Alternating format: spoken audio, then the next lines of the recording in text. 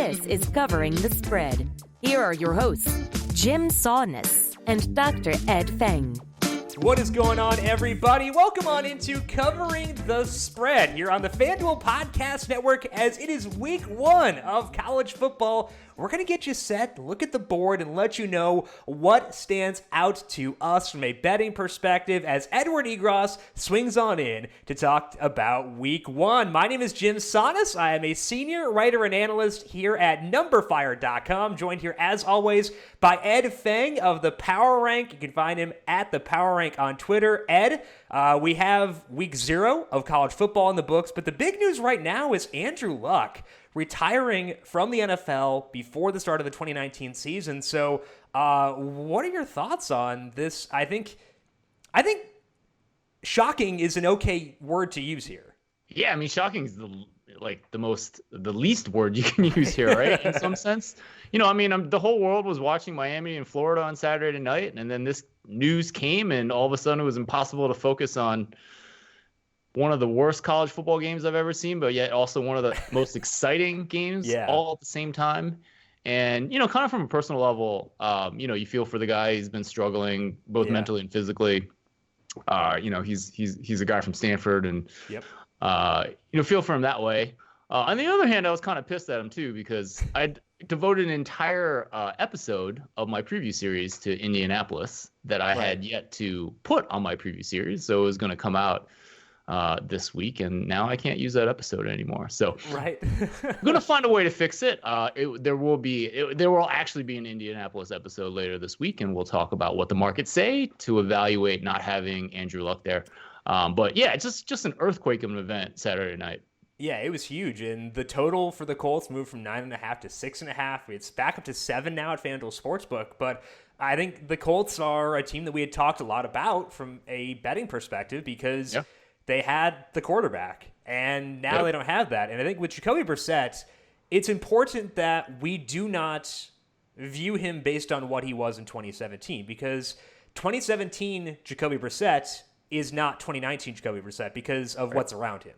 Did not have Quentin Nelson. They had a lot of injuries on their offensive line. They are a different team now than they were, and it's important not to necessarily bury them because Brissett struggled in 2017. I think the thing that concerns me a bit more is that Brissett, not a lot of draft capital tied to him when the Patriots took him, didn't have the best stats coming out of college either. So from like a prospect perspective, there wasn't a lot there. So if you're looking for something on which to judge Brissett, it would be that 2017 season. That 2017 season didn't look very good. I have faith in the play callers there in Indy. I think that Frank Reich is a tremendous mind, and I respect him a lot. And I want to make sure I'm not penalizing Brissett for what happened in 2017. But it's kind of hard to, I guess, say how big of a loss this is for Indy. No, of course. I mean, you're not going to replace Andrew Luck. I mean, Brissett does have a better offensive line and the play calling as well. You know, Frank Reich was a guy who called a lot of passes on first down in the first half, which is kind of your indicator that, you know, he's following. Actually, I don't even want to say analytics. He's following common sense that, you know, you should throw against a stacked box. My real concern with Indy has always been the defensive side of the ball. Yeah, and that becomes a bigger concern when you don't have a top 7. Maybe that's even being conservative on Andrew Luck, you know, a top 7 quarterback. And I think I talked about this in covering one episode of Covering the Future. I liked Indy. I mean, I definitely leaned Indy under 9.5. Yeah. Because of that defense. I just didn't see them as a Super Bowl contender because of that. And now we're just, you know, kind of waiting for the markets to level themselves out, right? I mean, you know, I checked this morning. Bookmaker had Indy at 7.5 wins, which I think is high. I think it's 7 now again at FanDuel Sportsbook. I think that's appropriate. I don't know where I would go on that number, and I probably just would not bet it, honestly. It was 6.5, and I thought that number initially was low. And I'm not low. I was saying if I were to bet that one, I would bet the over. But now that it's at 7, I don't think I really want to take advantage. So it'll be interesting to see how that plays out, especially as it pertains to like in, you know, like single game stuff, because we're going to have to react and adjust our evaluation of Jacoby Brissett in a hurry. We're going to have to deal with a lot of small samples. And as an analytics guy, Ed, I'm sure you love small samples the best, right? Well, and they go to the Los Angeles Chargers week 1. I mean, that's not by any means an easy game. No, it's not at all. And I'll talk more about NFL in covering the future. But let's get to some college football talk because it is week 1 now, and we're going to bring on Edward Egros here in a second. You can follow Edward on Twitter at @EdWithSports. He hosts or will host a Dallas Cowboys podcast on Vocal. Already has a Texas Rangers podcast there. He is on Fox Sports Southwest. He is on More Ways to Win. He is an adjunct professor at SMU. We'll talk with Edward about that because class is firing up now. We're going to preview BYU versus Utah, Auburn versus Oregon, Houston versus Oklahoma, and also go through his favorite bets for week number 1. That's coming up with Edward in just 1 second. But Ed, we did get a couple of interesting games on Saturday night, starting off with Miami versus Florida. You were talking about, watching that game with the Andrew Luck news. I was watching it at the FanDuel World Fantasy Baseball Championship, and it was 125 people in a room who had $500,000 potentially that they could have won, but everyone was fixated on Miami versus Florida. And, I couldn't even do, the award ceremony because, I knew no one would listen to me. So I, stood off to the side, waited for the game to end because it was, like you said, it was a bad game, but it was also a good game. It was weird. Yeah, I mean, it was incredibly sloppy in terms of tackling, in terms of turnovers. Penalties. I mean, stuff that happened towards the end. Yeah, I mean, my biggest takeaway, honestly, Miami's got a great defense, and you just had question marks about the quarterback position. I thought Jaron Williams was incredibly accurate on almost all of his balls. Even the incompletions were kind of on the money. He had a late attempt for touchdown that they could have gone up, and his receiver couldn't pull it in. But, that was the only place that he could have put that ball to give his receiver a chance. So, yeah, definitely high on Miami this year. Obviously small sample size of 1 game. I'm not ready to go out and bet Miami side next week just yet. But definitely a program to look for. And I'm actually high on this Florida program. I think Dan Mullen was a miracle worker last year. Yeah. Didn't really show kind of top 10 form this past weekend, but a lot of that was sloppiness. So I would suspect they'll get it together. And Florida certainly has the talent to do a lot of things. And it was interesting because Miami benefited from some fumble luck in that game, but I still thought that they impressed me even when you account for that. Even when you account for the luck factors involved, I still thought that they played a good game. So I agree. I thought it was encouraging for them going forward, and I'm interested to see what they can do. We had talked about Cole McDonald on Thursday's podcast. Dude got benched, which was fun, but, it was a fun way to, cleanse the football palate. You have a defensive / penalty heavy game and then go just inject Hawaii football directly into your veins. And it was a really fun day. And I hope that it's a preview of what we get in the actual week 1 coming up here in not too long. We're going to break that down with Edward Egros in just 1 second. But first, if you want to get in on the action, check out the FanDuel Sportsbook and place your first bet today. If you lose, FanDuel will give you a refund of up to $500 in site credit. Visit sportsbook.fanduel.com for more details. Terms and conditions apply. Must be 21 plus and physically present in New Jersey or Pennsylvania. Gambling problem? Call 1-800-GAMBLER. We're going to bring Edward Egros in right now to talk a little college football for week 1 and get you set for the fun action. 1 game Thursday, 1 Saturday, and 1 Sunday we're breaking down. Follow Edward Egros on Twitter at EdWithSports. Covering the present. Let's welcome Edward Egros into Covering the Spread. And Edward, we have you on video for today and looking pretty snazzy. What's the occasion for the full suit here? Well, it's first day of classes at SMU, and I am attempting to impress. And so I've got my sort of Brian Williams striped tie and a nice suit from an expensive clothier. And so we'll see how this turns out. And you said you're teaching 2 classes this semester, correct?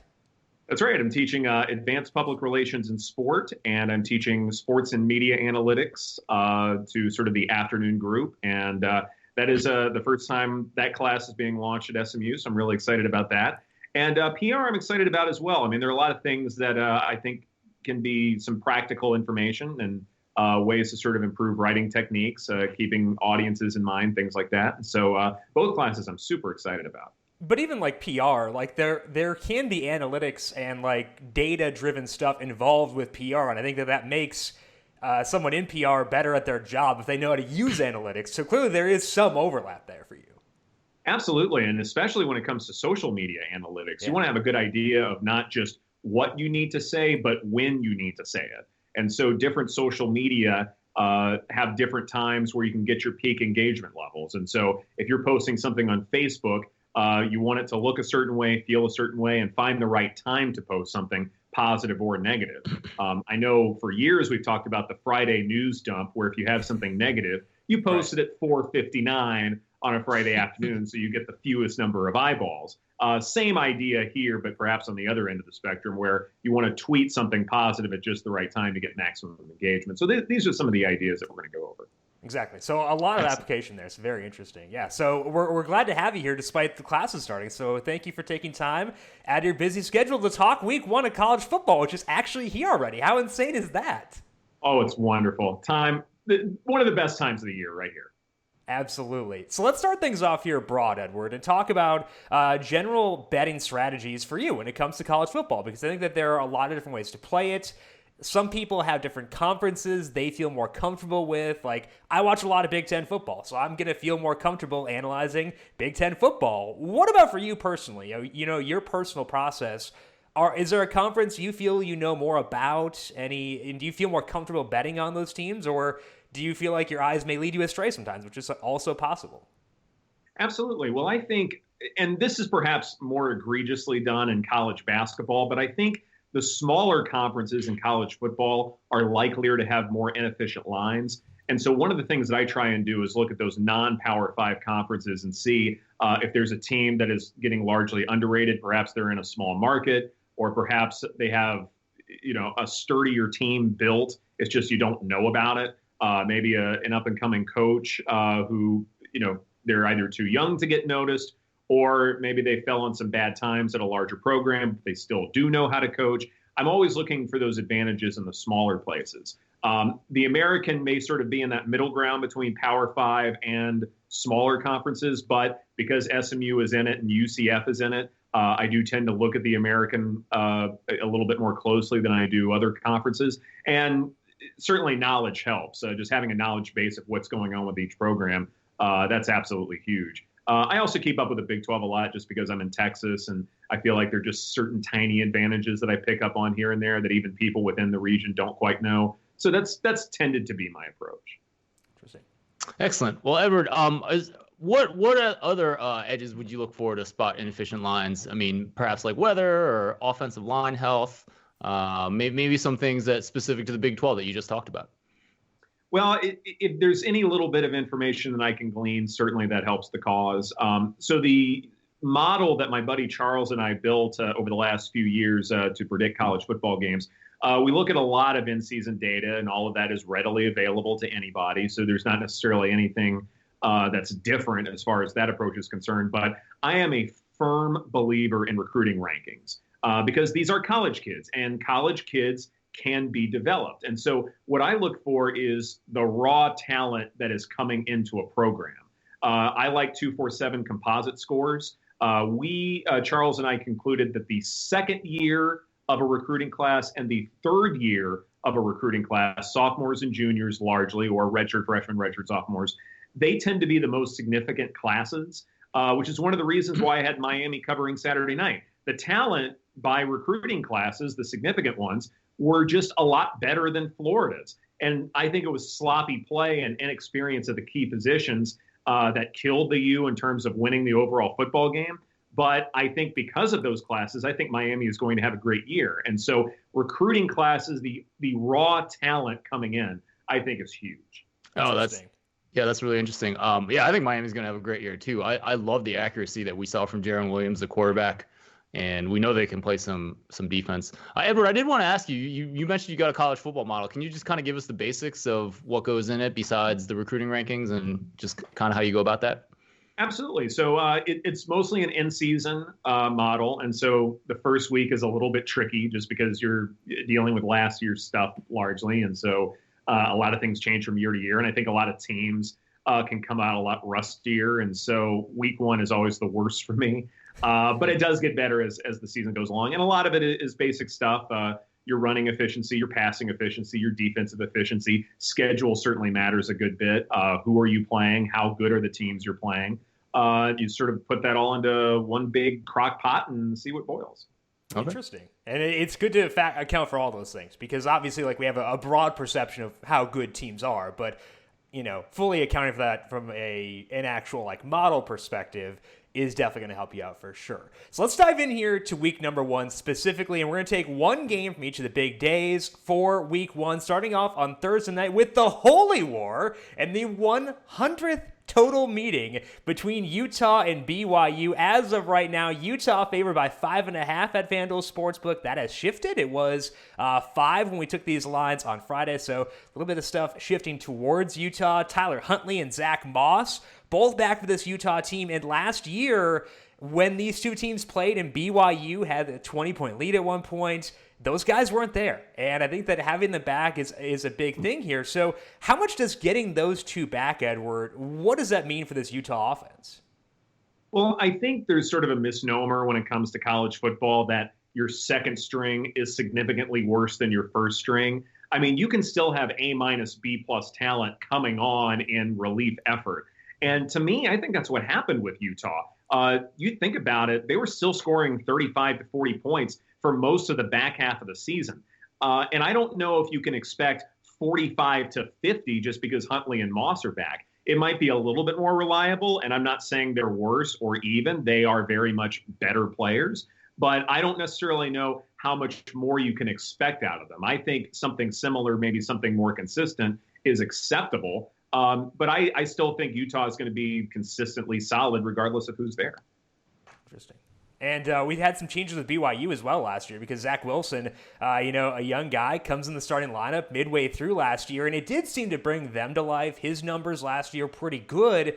Let's say that Wilson carries that into 2019, and that's an assumption, and assumptions can do some bad things to us. Yes. But what's the upside here if that does wind up happening for this BYU team?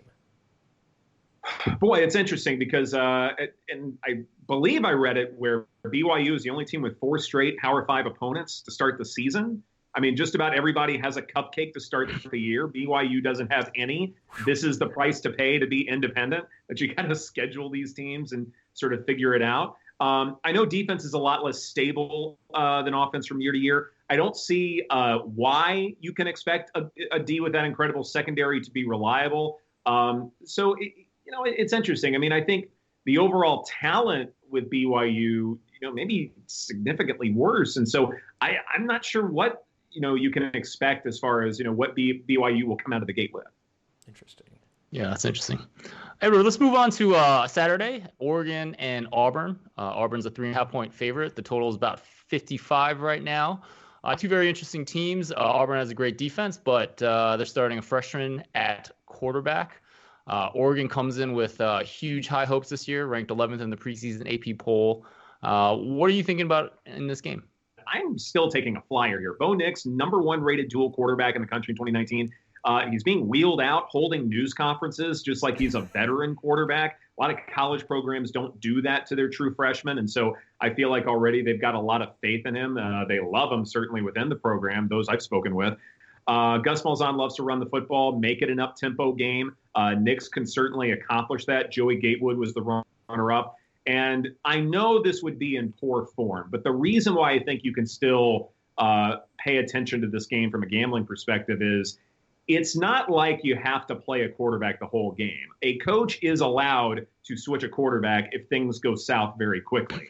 Again, I know it's poor form to do that, but you are allowed to if you're a head coach. And yeah, there may be some issues with that down the road, but if Auburn does want to make the college football playoff, and their ranking certainly suggests that they're off to a good start as far as that's concerned, then yeah, you got to worry about things later in the year. But if you need to switch the quarterback, switch the quarterback and go back to Bo Nix later.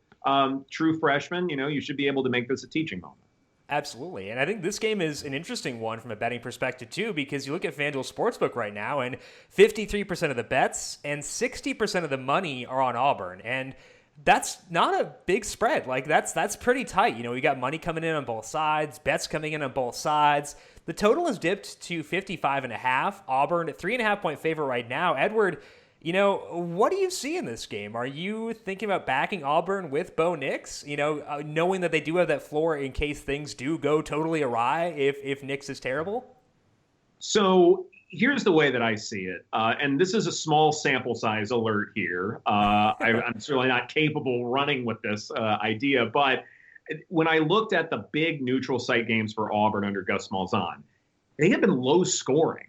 And I don't know if it takes time to install a rather complex up-tempo offense, but it's one of the reasons why I am far more comfortable taking the under than doing anything else in this game. And yeah, I know Oregon's got a great offense, no doubt about it, but these games tend to be low scoring. And oftentimes Pac-12 offenses are not used to facing SEC defenses, especially if they need some time to get to gel, especially if they've got, essentially a road trip for Oregon. Right. I can recall back in 2015, I believe, for the national championship in Arlington between Oregon and Ohio State. And I would say it was probably 70% Ohio State and 30% Oregon. So, this may be a slight home field advantage for Auburn in a low scoring game. I would edge the Tigers, but I think the under is far more comfortable for me.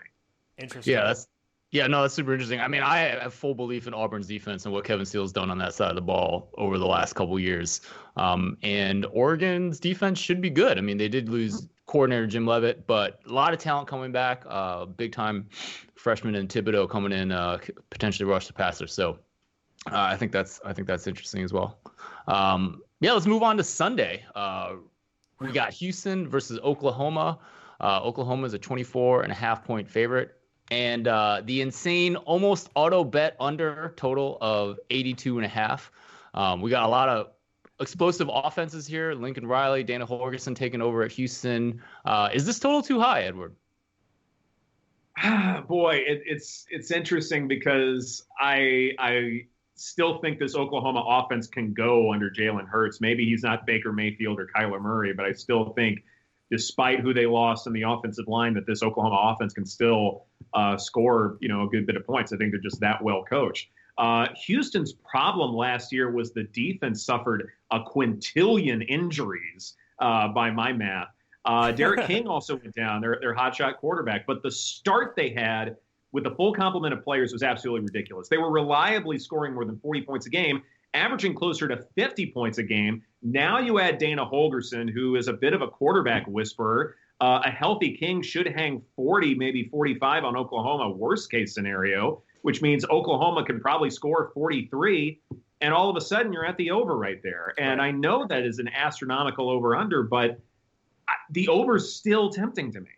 I don't blame you. And actually the over has gone up. It was 82.5. It actually opened at 80. And it's already up to 83 now. So things have been moving pretty steadily in the upward direction. I don't think that's honestly that egregious because, it's two really good teams. And something that makes me nervous in betting high totals when there is a large spread is that if a team falls behind, they are forced into more mistakes. Negative game script can be a detriment. But Derek King has shown in the past he is a very efficient quarterback. So with this line now, Oklahoma minus 23, do you see Derek King being efficient enough to keep pace with that Jalen Hurts and Lincoln Riley offense? No doubt in my mind, Derek King can keep up with this Oklahoma offense. Like I mentioned before, he did some wonderful things last year, and now the coaching, by all accounts, will get better. He has another year under his belt. All the signs are pointing upward in terms of being able to score consistently 40 to 45. And if it goes even higher than that, we're in this era of football now where teams do score 50 on a regular basis. And Oklahoma does that in the Big 12. Houston does that in the American. And I wouldn't be surprised if we see a defensive optional kind of contest. Yeah, absolutely. And I would be totally in favor of watching that because I just want to watch Derek King play football. So I am fully in favor of this happening. It sounds like you're kind of into the over and kind of into Houston. Do you like both? Are you leaning one way or another, or not quite confident enough to bet either? Where do you sit right now on those two numbers? I am not ready to say Houston is going to win outright. Okay.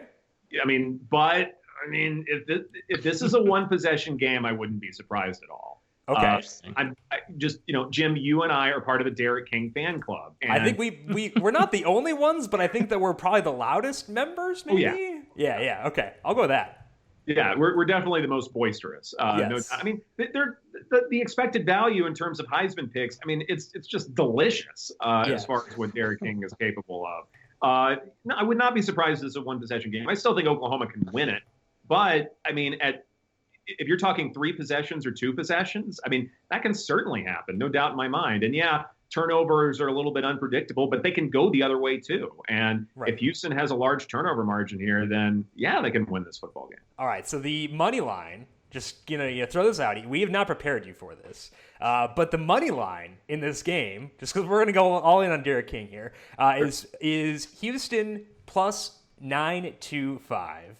Any interest at that number? Because that's a pretty good number. I mean, Number Fire's algorithms do not like that number because I looked. They do not like Houston even at that number for the money line. But I'm interested. I'll put it that way. What about you? I will keep an eye on it. Okay. I'll keep an eye. I will take that as a totally legit answer. Okay. Any other thoughts from you, Ed, on this Houston-Oklahoma game? Ed, do you have any thoughts on your side? Yeah. I mean, what is Oklahoma doing on the defensive side of the ball? I mean, they were 100th in my past defensive rankings last year. That's adjusting for strength of schedule and pace. Okay, so that's not just because they gave up a ton of yards. That's yards per attempt. They lost Trey Norwood, probably their most experienced guy in the secondary. So, they brought in Alex Grinch, who did wonders at Washington State a couple years ago, but also heralded in a precipitous drop in Ohio State's defense last year. So just so many questions on Sunday night. And, yeah, I don't know. I guess I'm excited to join the Derek King fan club on Sunday night as well. I will tweet you guys when I decide to jump aboard. One of us. Yes, after a 7th touchdown, 6th rushing touchdown, and 1st passing touchdown, then we will fully expect to tweet at that point. All right, so Edward, we got you down for potentially the over in this game. Maybe some interest monitoring the money line. And you mentioned betting the under for Oregon Auburn. Anything you want to mention from Utah BYU with the total there at 47.5 and Utah minus 5.5 before we move on to your favorite bets overall this weekend? Well, in terms of the 47.5, Utah might get that by itself. Okay. So I love the way over there. I think Utah can cover at 5.5. Okay. I don't think the half a point really sways me too much. And that's not necessarily because I think lowly BYU. I think BYU can go bowling this year. Sure. I just think that it's probably going to be a higher scoring game, and Utah could very well go off. They have the potential for that. Right, exactly. And they have high hopes for this year.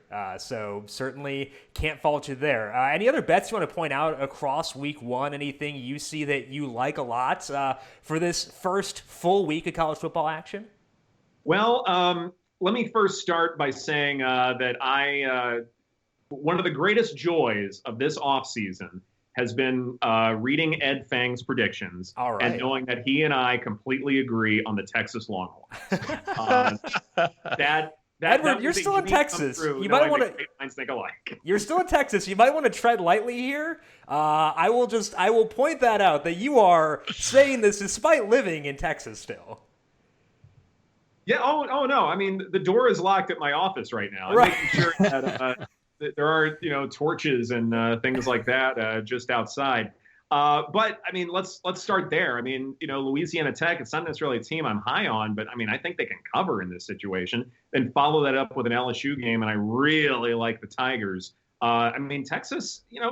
Under Tom Herman, and a few years before that, they've gotten off to rough starts, and so. I think Tech can cover that one. So, I mean, that's the first one that I noticed. I got to mention my SMU Mustangs. I know Ed and I sort of disagree on that overall outcome, but I think SMU is capable of an 8-4, 9-3 season. So I think they, not only cover against Arkansas State, I think they can win that outright. And the last one, UCLA Cincinnati. I think the Bruins can win that game outright with incredible experience, one of the more experienced teams in college football. And Chip Kelly is such an unusual cat that I think he needs some time to install what he wants. And they're also really analytically sound as a program. That is a team that's and a program rather that's certainly going in the right direction in terms of incorporating analytics, doing things more efficiently. So I think UCLA wins that one outright. Yeah, we talk about analytics from like a rushing versus passing perspective, but they use analytics for diets, for sleep.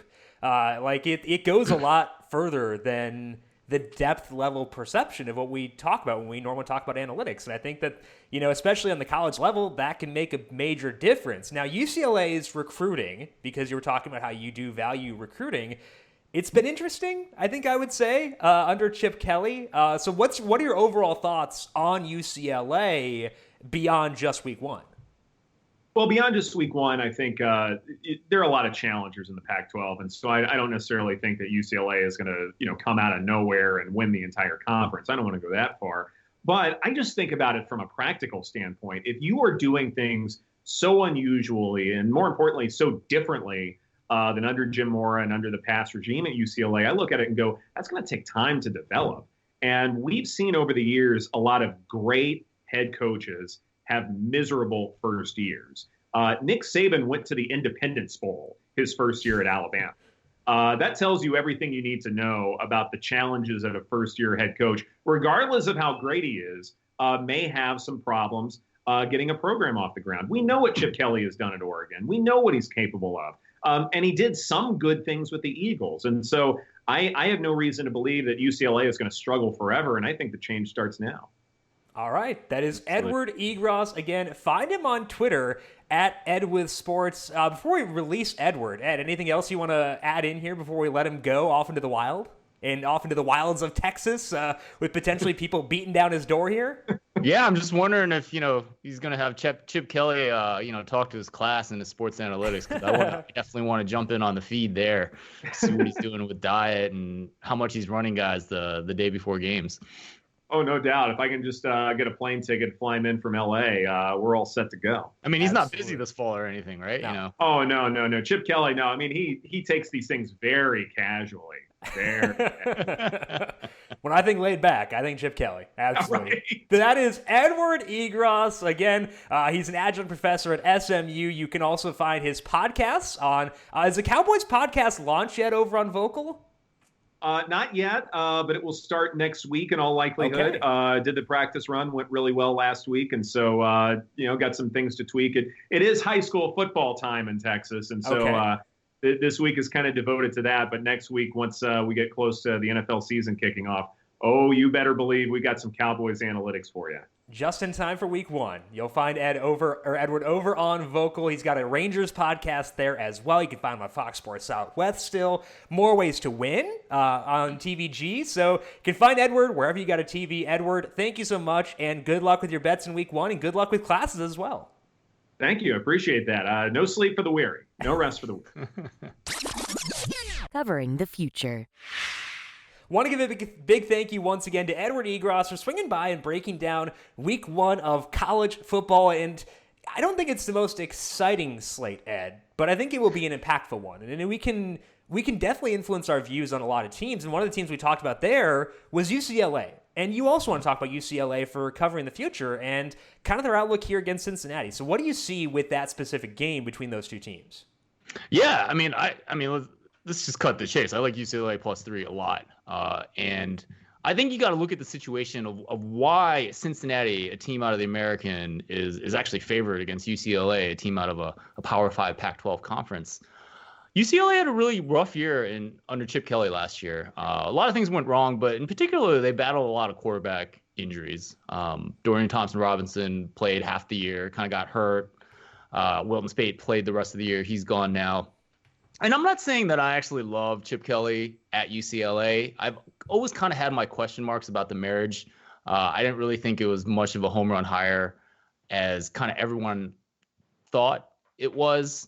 And I don't think that necessarily reflects on Chip Kelly. We talked a little bit about his innovation and how he's a guy that's willing to think differently. I think it's more the state of the UCLA program. But even with my reservations about the program in general, I do think they should be better in 2019. 19 returning starters. Dorian Thompson-Robinson, I think, just got named the starter this week, and he was good. I think he should get better last year. Now, let's go to Cincinnati. It was really confusing to me last year because they started a freshman at quarterback, lost one of their best players on the defensive line to an injury for the entire season, yet go 11-2 with a bowl win in the second year under Luke Fickell. And a lot of stuff had to go right for that to happen.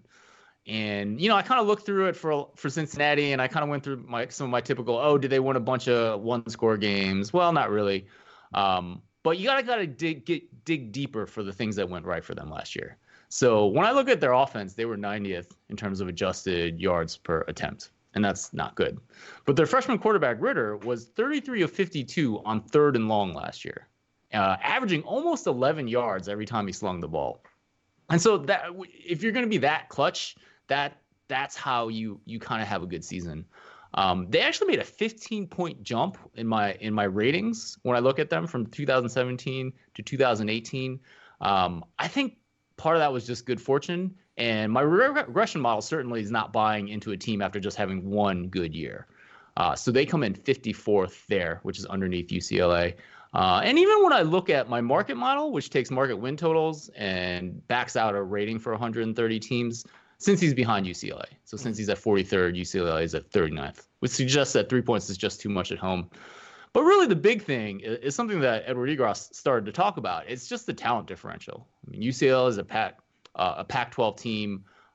They're going to have better athletes than a program like Cincinnati coming out of the American. I like UCLA +3. You're actually even getting some reduced juice at FanDuel right now at +105. So that's my cover in the future. Interesting. And were there any other bets you wanted to focus on from the games talked about with Edward? Because we got, his thoughts on them.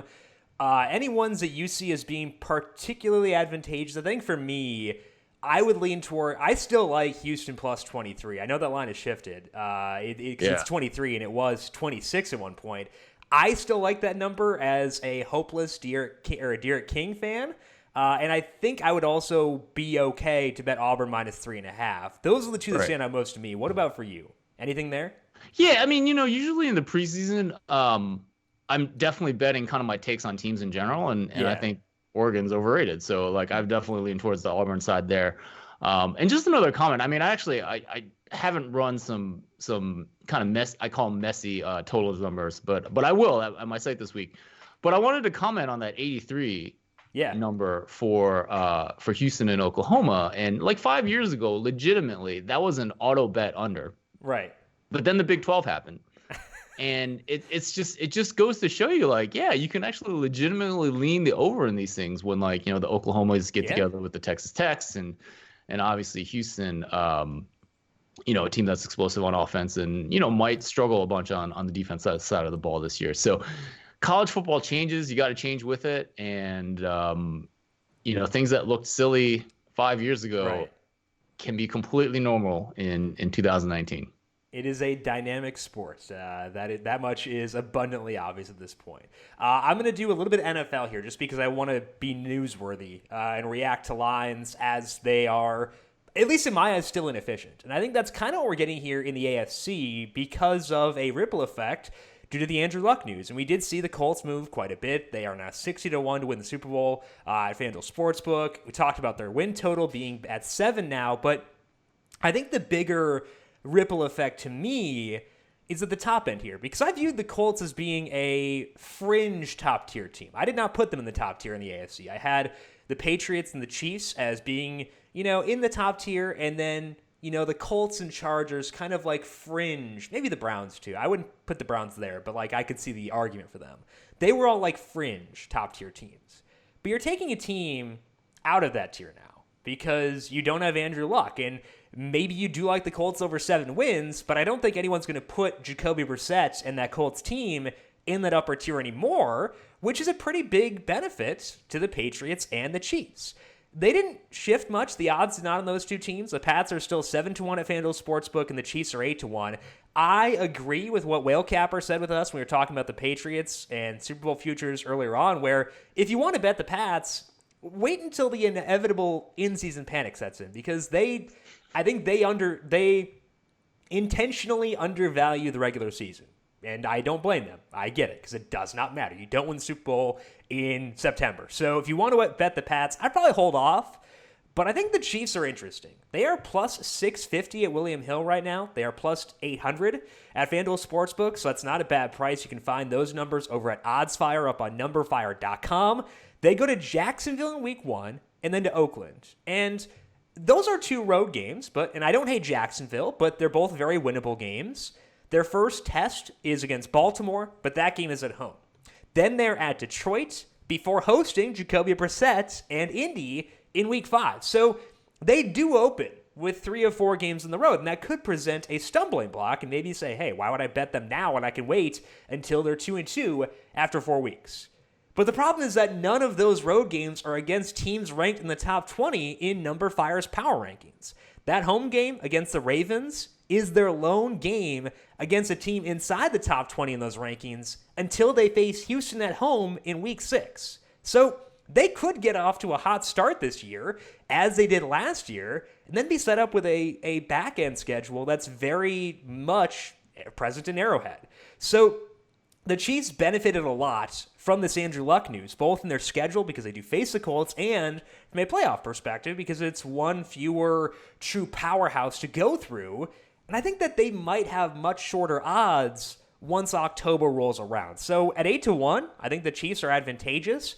I do like the Patriots, but I would want to wait to get in on them until later on in the season. So to me right now, I think that both the Chiefs and the Patriots are worth betting, but I'd wait to do so with the Patriots until later on.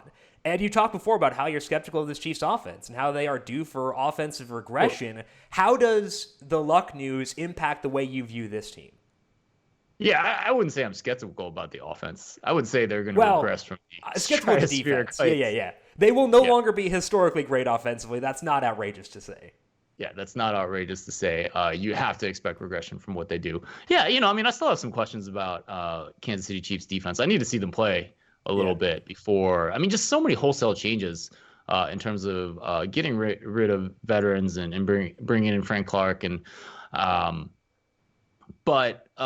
you have to acknowledge the Chiefs as a Super Bowl contender. There's no doubt about it. I agree with a lot of things that you said. One thing that, New England's win total is a little bit higher, is at 11 than Kansas City, 10.5. But when I kind of calculate it and back out which team is actually better based on that win total, Kansas City comes out ahead. And that's basically because New England has this insane AFC East schedule with 3 teams that no one's really high on in Jets and Buffalo and Miami is by far the worst team in terms of when I look at win totals and back out, how good they're supposed to be. So, I agree with what you said. I guess if you just are looking at the markets, they're higher on Kansas City right now than even New England. They would favor Kansas City on a neutral site. Interesting.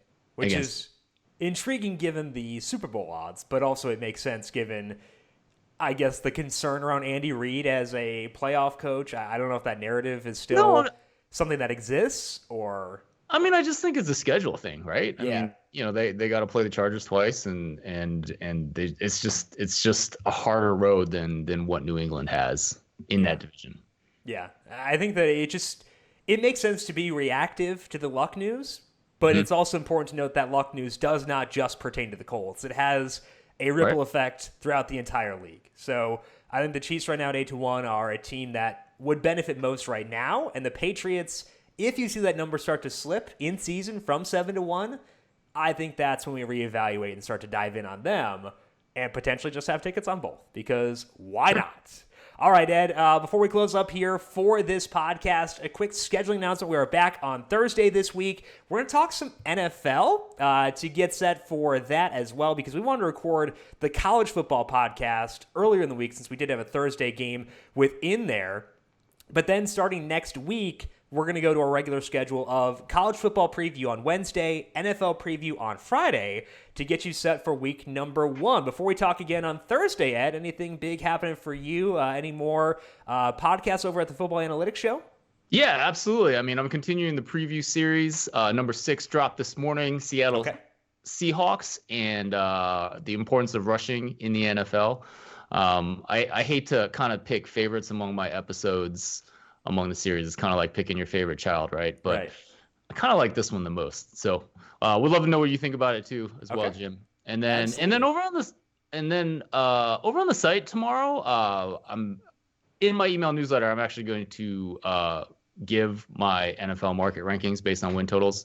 And it was going to be today, but the markets were jumping around so much with this Indy stuff that I just want to wait for it to settle another day. They will actually be based on FanDuel's numbers because I actually found those converged. There were some convergence things that makes me believe that those numbers have a little more logic behind them than some of the other sports books out there. Yeah. And so you'll actually legitimately be able to say, well, Andrew Luck is worth X number of points in a game on a point spread. So that's what I'm doing over on my email list. That should drop tomorrow. But actually, those numbers will be there whenever you sign up for my email newsletter. You can do that. Sign up for that newsletter at thepowerrank.com. And you can also find Ed on Twitter at thepowerrank. So make sure you do that. Also subscribe, rate, and review Covering the Spread. You can find that on Apple Podcasts, Spotify, Stitcher, wherever you get your podcasts. It is available to you. Also on Google Play now. And ratings and reviews, super helpful. So those of you who have left them already, thank you to that for that. And thank you to those of you who will do so in the future as well. If you have questions for me, I am on Twitter at Jim Sannes, JimSannes. You can also follow the FanDuel Podcast Network at FanDuel Podcast. Big thank you to Calvin Theobald for coordinating not one, not two, but three video feeds for today when Edward was on with us. Thank you, Cal, for doing everything that you do in the magic behind the keys over there. And thank you to everyone who tuned in for today to check out this episode of Covering the Spread, getting you set for week 1 of college football. Back at you on Thursday to talk more NFL. We'll see you then. This has been Covering the Spread here on the FanDuel Podcast Network.